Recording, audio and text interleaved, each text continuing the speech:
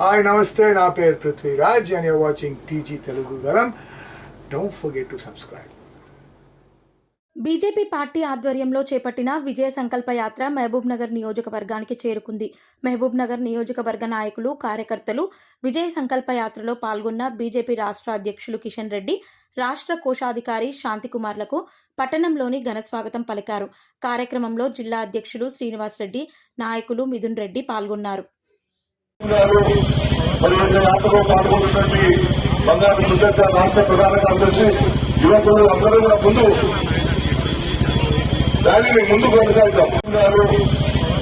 యాత్రలో పాల్గొన్నటువంటి బంగారు సుజాత రాష్ట్ర ప్రధాన కార్యదర్శి, యువకులు అందరూ కూడా దానిని ముందు కొనసాగుతాం.